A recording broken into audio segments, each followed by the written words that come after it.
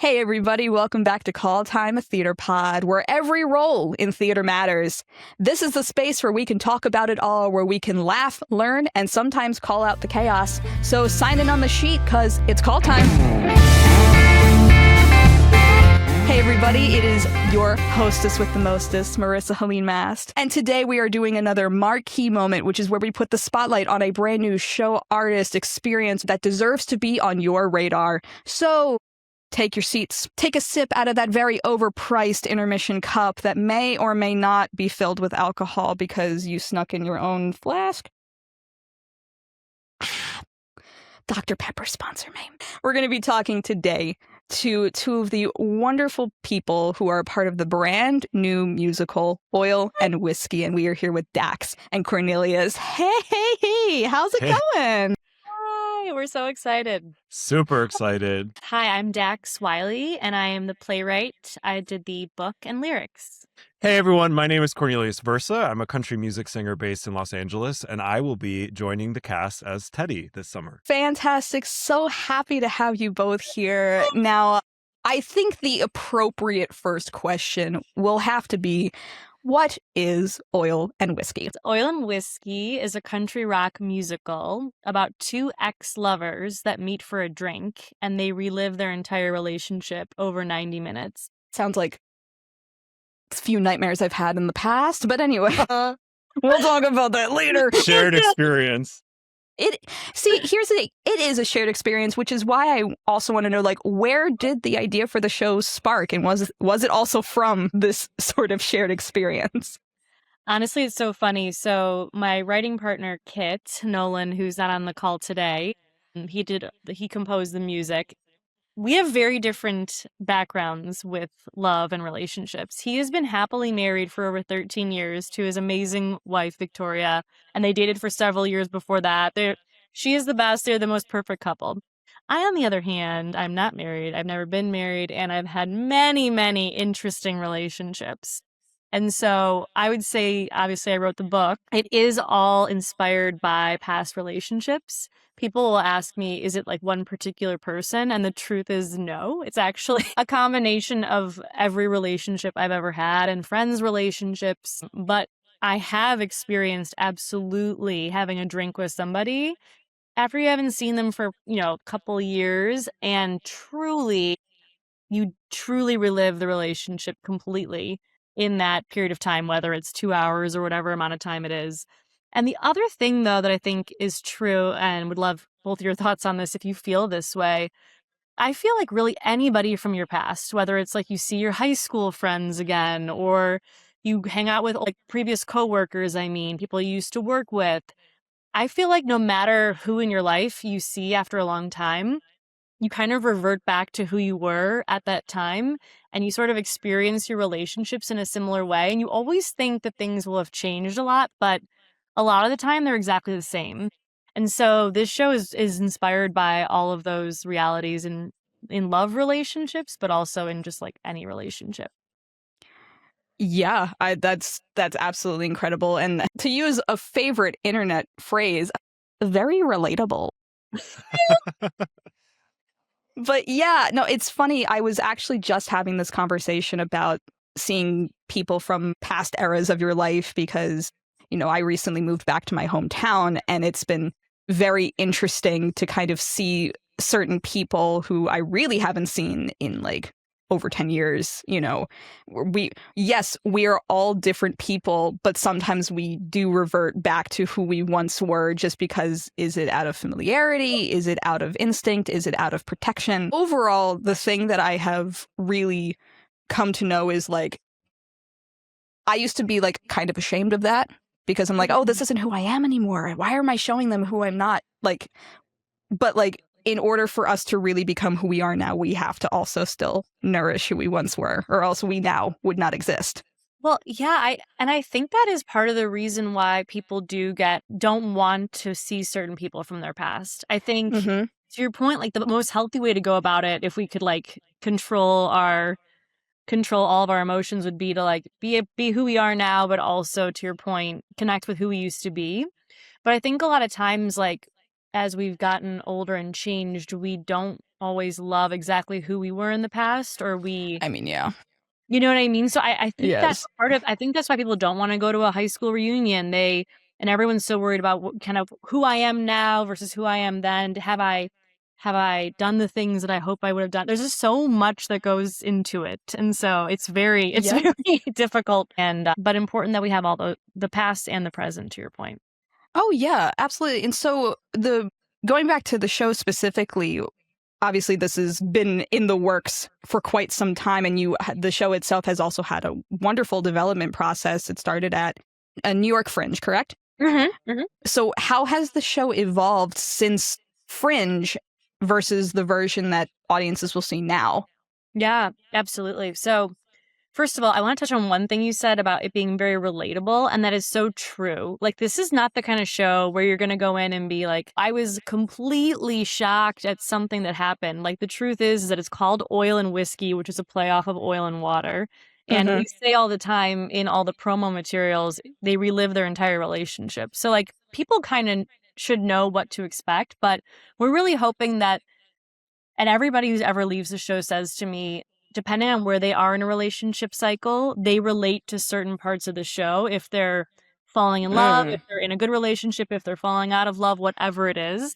And so I think that's what's really like interesting about the show. It's always been that, even at the New York City Fringe Festival, but it has evolved so much. We truly just put it out there in April of 2025. There was 8 songs, 2 characters, 1 acoustic guitar, a 10x10 stage. We literally put it out there and we didn't know what to expect. We were really excited to win the Sold Out Award at the New York City Fringe Festival. I know we were shocked. And what we kept hearing from everyone is like, we love the music, we love all these things. It needs to be longer. We need to know more about these characters. Like, we don't feel like we understand completely who they are.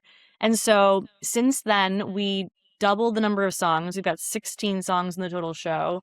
We added new characters, a best friend to the female lead, and a bartender. We added a full band, so it really feels like it's a country rock concert when you come in. And we did a couple showcases in the fall of last year.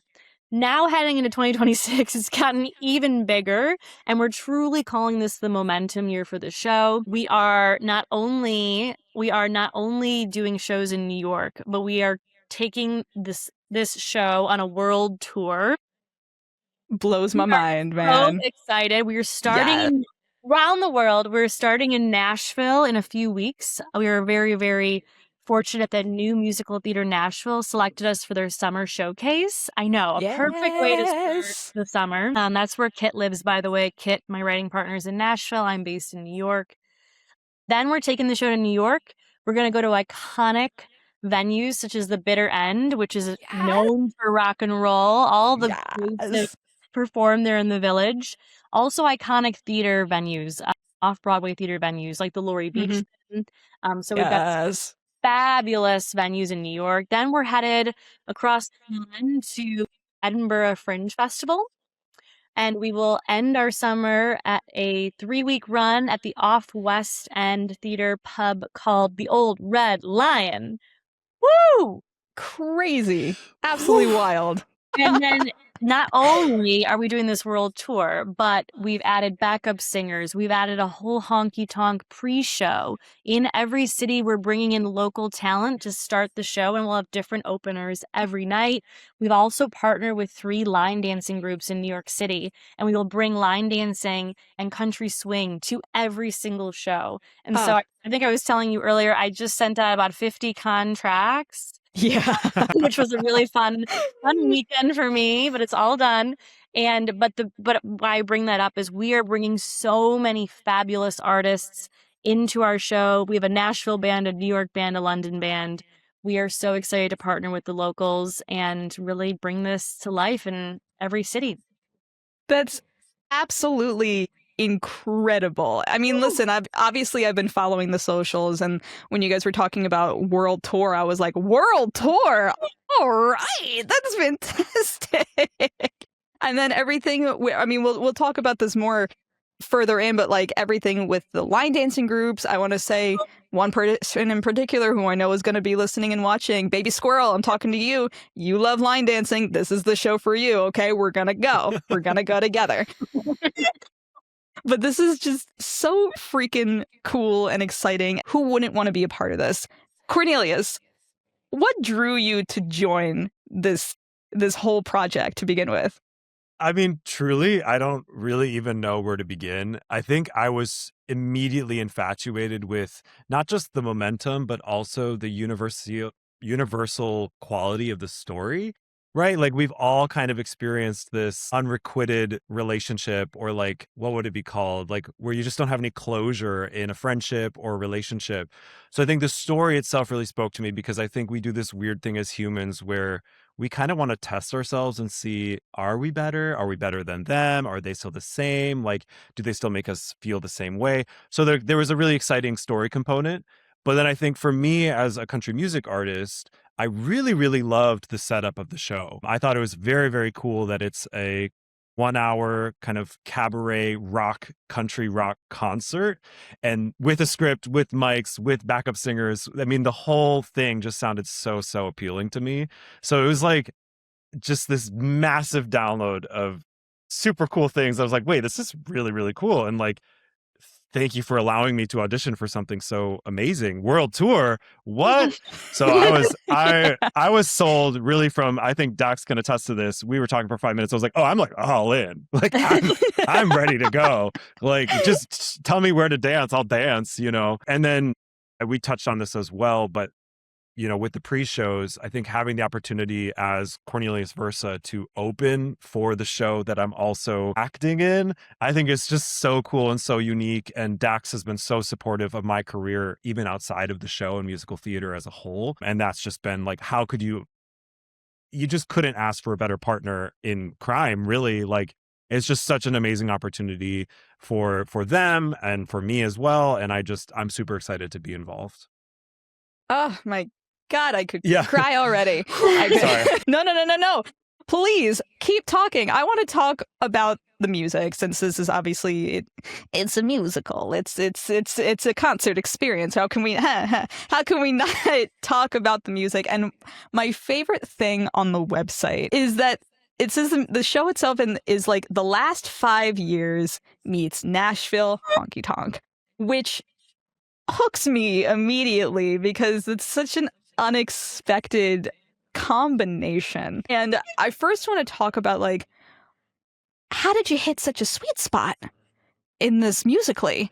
Like, that's such a cool combination to have.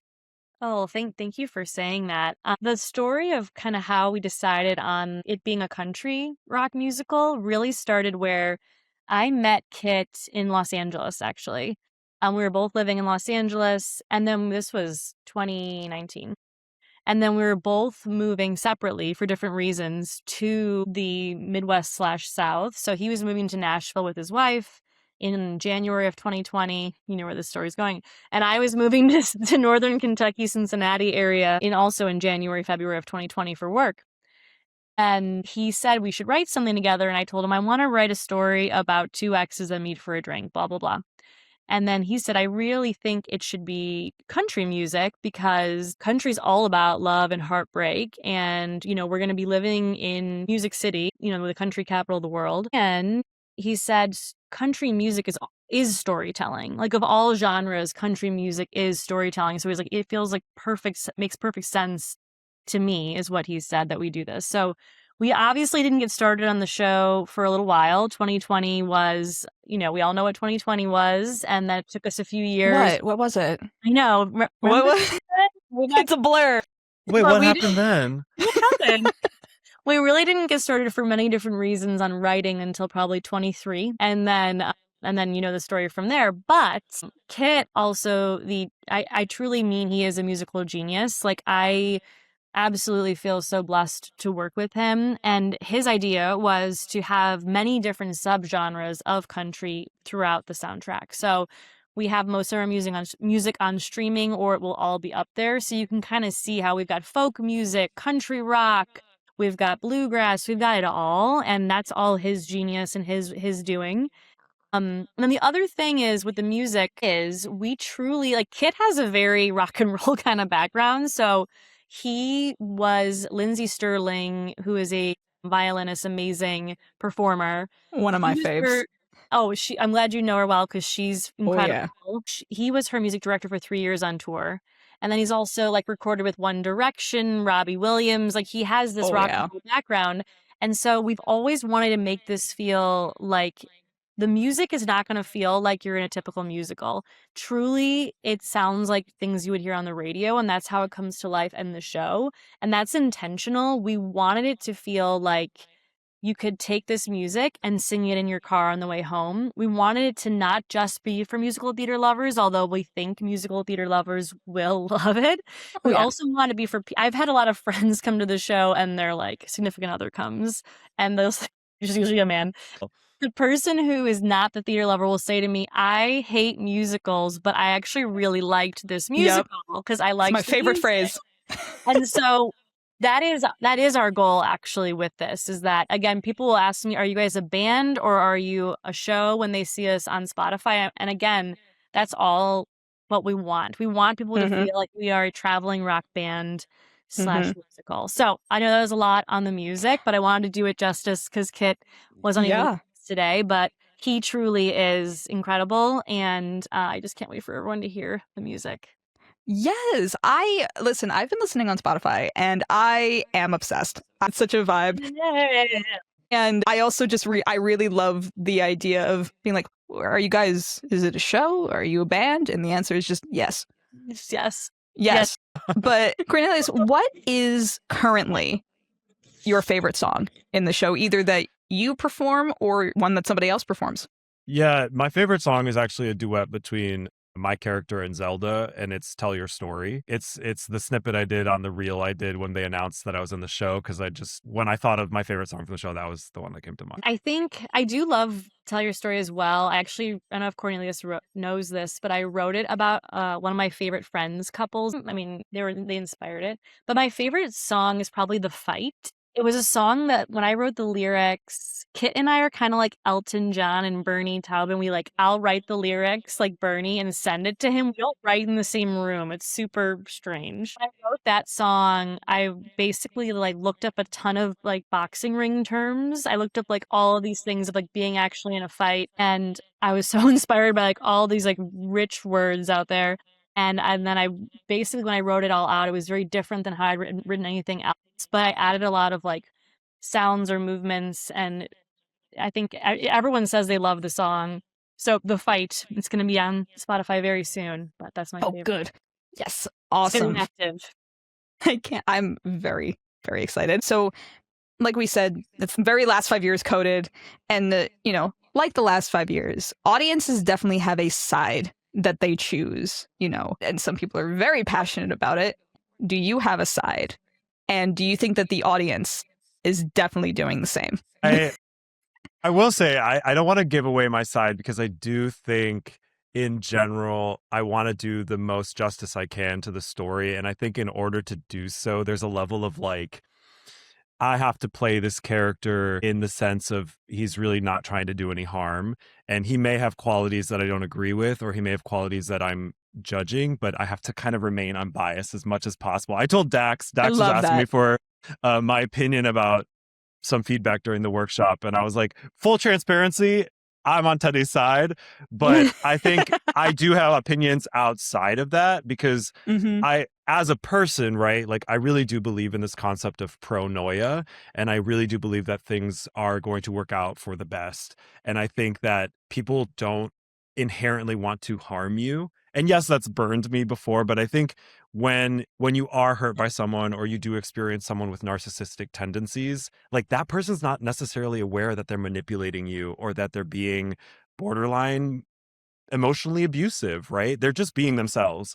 So I have a lot of opinions, but I think that's what's so cool about the show is I even finished the workshop, which was my first exposure to the full read through of the show. And I was already oh, this is good. People are going to be chatting about this because you could go both ways. And my opinion changed throughout the entire show multiple times of who I thought was in the right. And I think at the end of the day, we're all beautifully flawed individuals. I love that answer so much because I wasn't sure how you would be leaning. And I think that was, mwah, I love your media training, dude. I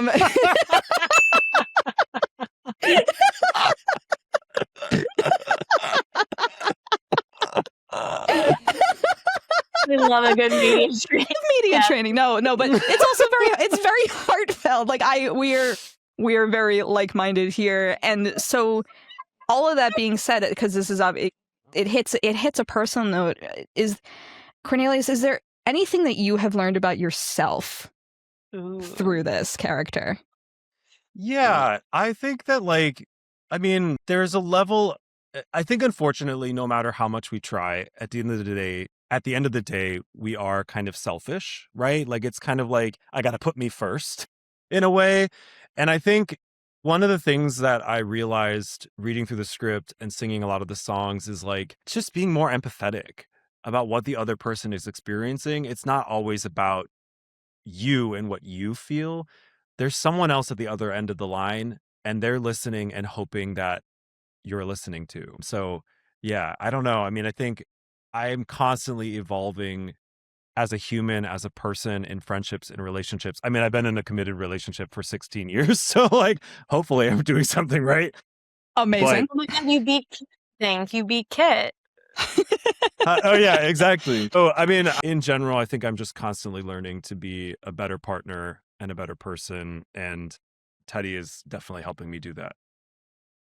Amazing. And so Dax, similarly, because obviously this has come from multiple places and multiple experiences. So I'm wondering if there's anything in particular that you have really learned about yourself through writing this as well. Cornelius hit the nail on the head that throughout the story, I think everyone will feel that they're on different sides at different moments. And it really is true that no one's ever like fully right or fully wrong. There's many different, there's a duality to so many moments in life, the way you're feeling. Mm-hmm. The other thing about myself personally, I feel like in my life, I've been both too selfish. And then also I've let things go on too long with people who were more selfish than I.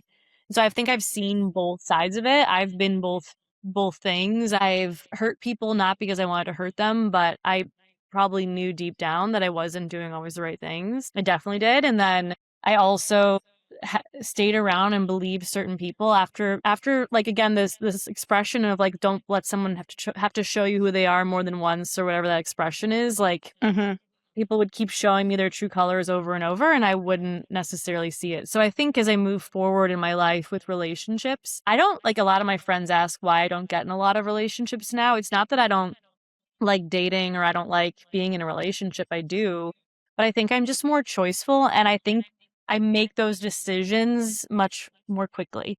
So if someone shows me their true colors right away, I'm better at, and I'm certainly never an expert, but better at choosing not to spend time with that person. And then secondly, I also try to be truly honest with people and like truly honest with them about what I want out of life or a relationship. And so it's probably an age thing, it's probably an experience thing, but it served me well. I hope to keep getting better at it, and I hope to find true love one day as well. I'm also a huge proponent of people like that. Relationships aren't like two-person relationships aren't always 100% necessary in life. I also want to celebrate people who have been divorced and got out of a bad relationship and they're much better off now. I want to celebrate people who choose to be single and choose that that's the way they want to live their life. I don't think we celebrate all those different types of living. And I think it's like, as long as you're better off or as long as you're happy, that should be your path. So that's another thing that I want to celebrate with this piece, is being okay not having to be with somebody if it's best for you. A wild concept. Oh my gosh. No, but happiness? Contentment? For free? In this economy? You said something so beautiful and I fucking ruined it. No, but I think a genuine reaction like that's what, but you know what, a genuine reaction like that is what I think is so true about the statement, is that no one just no voices are saying, let's just celebrate. What do you want? What's best for Yeah. you? Isn't that crazy? Like, isn't that Absolutely wild? crazy.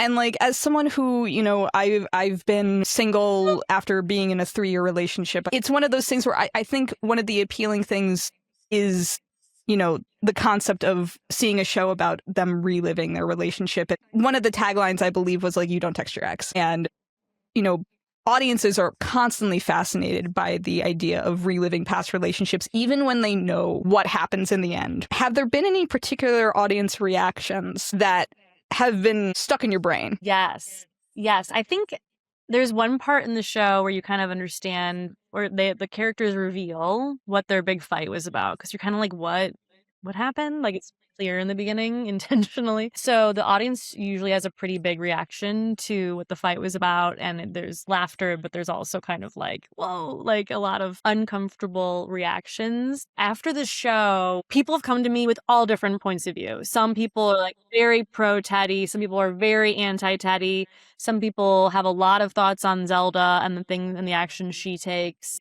People will openly be debating it. People also, like I said, kind of relate to different parts of the show, and I see in their eyes they're thinking about their own current relationship, or they'll just say it outright, like, this is reminding me of something, like a relationship that I'm in. And so I think that's been really powerful. People have come up to me and said, I think the bartender and the best friend should get together in the end. And and we actually wrote a new song for this year that's actually going to address that. And so, like, everyone has these feelings. I'm like, it's crazy. It's a topic that I think everyone feels passionately about and has some sort of a relationship experience that's good and bad. So those are my favorite. We were talking about this earlier. Cornelius and I have talked about this, is that we feel like we see people who are like the younger people as a part of the project who haven't had as much heartbreak, don't quite understand the heartbreak as much. And then people who have like lived longer and kind of had more experiences, Veterans to heartbreak. really understand it. And so I find that super intriguing. And I'll say one time I was talking to 2 cast, I won't say who they are. There's a lot of cast members now, so you can't tell. I was saying to 2 cast members at one point, sometime in the last year, and I was like, well, you know, like how it feels when you have a really tough breakup. And then they both kind of looked at me like they didn't really know. And I was like, I had this feeling inside where I was like, oh, because I know they will feel heartache. Like, before someone has had tragedy or heartache or heartbreak, it's like you're in this like beautiful, ignorant place. It's wonderful and it's free. But as a person who's kind of seen more, and I know I will see more in my time, I was sad because I was like, I know they're gonna feel it one day, and I'm like, oh shoot, that's gonna come one day, and I was like sad about it. Yeah, it was, if I can give Dax some flowers, I think something that she was able to do so expertly and so well is give these characters so much depth that in even just the workshops, right? These are people involved with the show. There's a lot of us. I could see the wheels turning in their eyes in real time, where, you know, there were even moments where some people were like, well, that's not this because, and you can see like they see themselves in these characters in these situations, whether it's with a lover, whether it's in a relationship, whether it's a friendship. But like Dax has been so expertly able to make this almost like this almost Switzerland neutral, like, wait, are they in the wrong? Are they not? Wait, I've done that before. Have I been in the wrong? It's just fascinating. And I think it'll be so cool to see. I haven't seen any of the audience's reactions because I haven't performed the show live in front of an audience, but even just in the workshops, it's been like, interesting. I wonder how the tables were turned. So I'm excited. Oh, that's wonderful. I can already feel myself when I do come to see the show. I can already feel myself getting tense in my stomach and going, oh, it's like looking in a mirror. I'm preparing myself emotionally and mentally, and I'm sure a lot of audience members will do the same because art is therapy. I really just love the direction that you have taken this all in and everything else, that just how it's developed and built itself into this interesting and unique, and I don't want to be like relatable. I hate repeating words, but like, yeah. This is truly an extraordinary experience that I want as many people to feel and see as possible.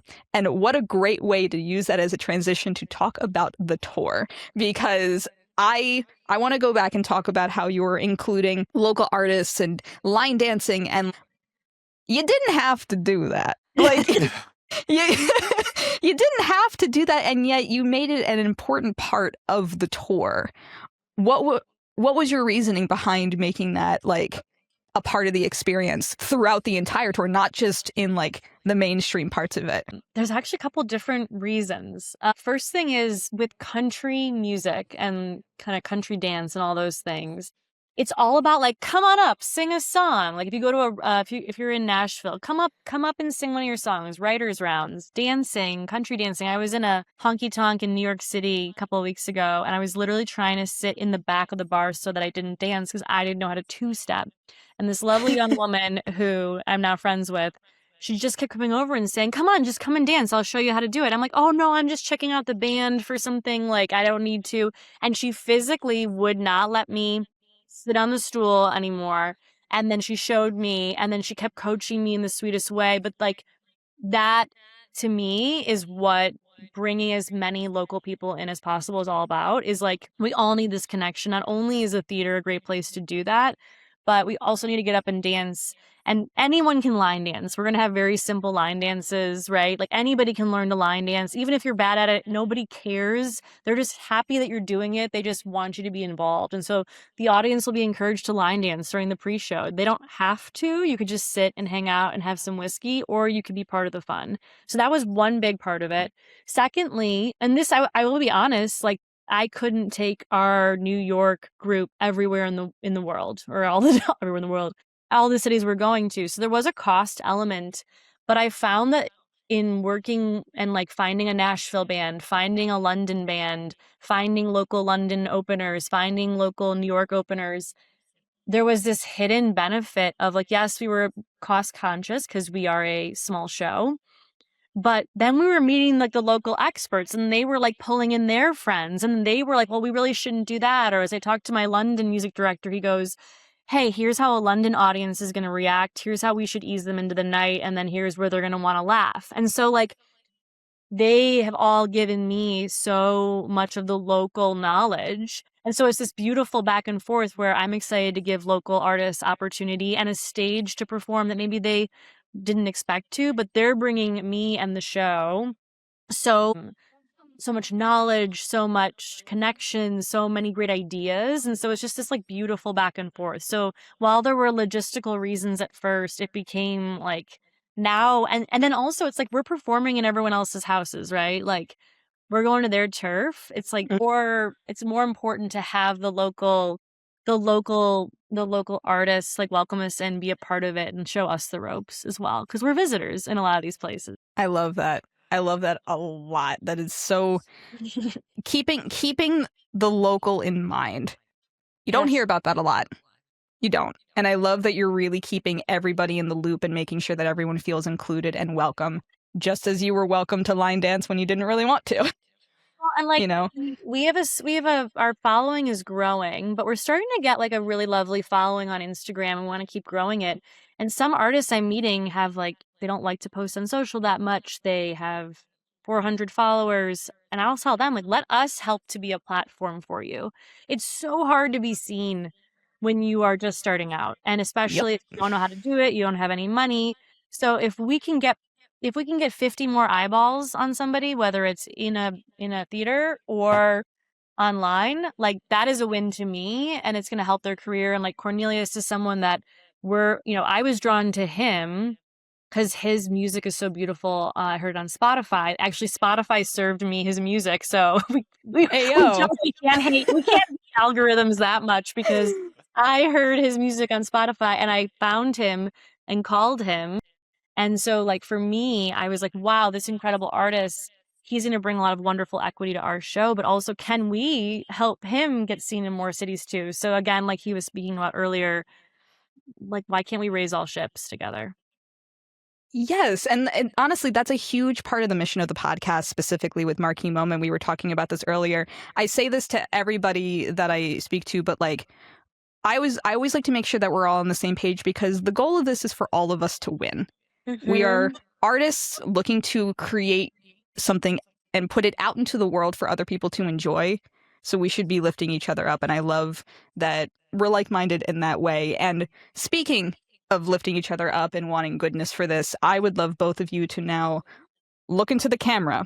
And I want you to manifest the future of Oil and Whiskey. I'm manifesting a good old long run at the Signature Theater in New York City, walking across that Tony Awards stage, watching Dax accept the award for Producer of the Year. Yes! I would love to see this show absolutely blow up, and I truly, truly believe in it, and I think it will. And I'm so excited that we get to go on a world tour in 2026. And as we were just discussing before, every time you see the show, it'll be a little different because each of the beginning pre-shows is a completely different show. And how exciting and how unique and how fun. I will add to, because I love all that, manifesting that this is just the beginning. This is the momentum year. Next year, like Cornelius said, we'd love to do a big run, big off-Broadway run in New York City. We'd love to take the show on tour. I think it's well suited for that when you think about the band slash, musical, like on the road mentality. And then another idea that I've been talking with our line dancing partners is in New York City and so many cities, country is massive. Country is getting bigger all the time. And so I'm manifesting as well a space for country musicals and country stories to be told in New York City, where Oil and Whiskey is the main show, but that we bring in a lot of shows, and you can go see a show, go do line dancing afterward until 2 a.m. You could come in and you could come see local singers, and it's just this beautiful, wonderful, large-scale Honky Tonk theater extravaganza. So that is like after Cornelius, after the Tonys, after the big off-Broadway run. Can this be this wonderful, like, spiritual home where we bring together all this goodness in under one roof? Yes, I love all of this. And to contribute to the manifestation, I would like to also add, I manifest, obviously, the successful run of your world tour. And I also add to that, I hope you get multiple world tours. I want you to bring Honky Tonk to every single country. I want them to experience this. I manifest, for slightly selfish reasons, I manifest a vinyl cast album of the show. Specifically vinyl because I love vinyl. Yes, write that down. Good. I know someone else who just released a vinyl. Cornelius. That's true. Oh my goodness. Well, that is going to be included in the description box below because... No, Cornelius, come back! I manifest every single piece of success for the show and then some. And because I'm a mystical woman, I say it is written. I will do my sealing spell on this after we wrap. And I am just absolutely thrilled. And my last question I have for you right now is, where can people follow Oil and Whiskey for all the development, not just of the show and the band, but also Cornelius, your stuff and everything else that we want to know about this show? Yes, I'll start with Oil and Whiskey, but then everyone should definitely pay attention to where to find Cornelius Versa, because that is just as important. You can follow us on our website, has all of the show information, so oilandwhiskeymusical.com, and that will be updated constantly. A great place, though, to see kind of daily updates from us is at our socials. Instagram is Oil and Whiskey Musical, so at Oil and Whiskey Musical. And definitely check out our streaming music. We are available on all streaming services. It's Oil ampersand, so not and written out. It's like the little squiggle. And Oil and Whiskey. And if you can't find it on your streaming, our website does have links too, where you can find it on streaming. So oilandwhiskeymusical.com has everything. At Oil and Whiskey Musical on Instagram will get you daily updates. I think I'm actually fairly easy to find online. You can either go to corneliusversa.com. I'm also on all the social media platforms at Cornelius Versa. And then I'm also on all the streaming platforms as Cornelius Versa. So if you know my name, Cornelius Versa, you can find me. I got lucky, and the only competition I have are Nissan Versas in Cornelius, North Carolina. So if you stumble upon a Nissan Versa in Cornelius, North Carolina, that's not me. But you're if the you best search of all Cornelius three right Versa, yeah, it was funny when I first started releasing things publicly. if you used to Google Cornelius Versa, it would be like one photo of me and there'd be like a million cars. And I'm finally winning the war against the Cornelius dealership of Nissan Versas. Oh my gosh. I love that. It's also giving Bob Vance Refrigeration vibes, and I appreciate that a lot. Bob Vance Refrigeration. Bob Vance Refrigeration. Yeah, But don't buy a this is- car, buy my album. Yes. I was like, buy the album. I'm going to be buying the album. Y'all should Thank buy you. buy the album. But I am so happy to have had you both here today to talk about oil and whiskey. I am so thrilled for the show. I'm excited to come see the show. If anyone's interested in coming to see the show with me, please drop a comment below, message me. We're gonna do this. I will fly to London. I can't afford it, but I will fly to London. I will hitchhike to London and I will go. Can you imagine? But I want to thank you guys so much for being here, and I want to thank all of you out there in Living Land for tuning in and signing in on the call sheet for Call Time, a theater pod, Marquee Moment for Oil and Whiskey. My name is Marisa Helene Mast. You are the audience. Bye-bye now. I'm thinking you might miss me. Pour it out to solve the mystery.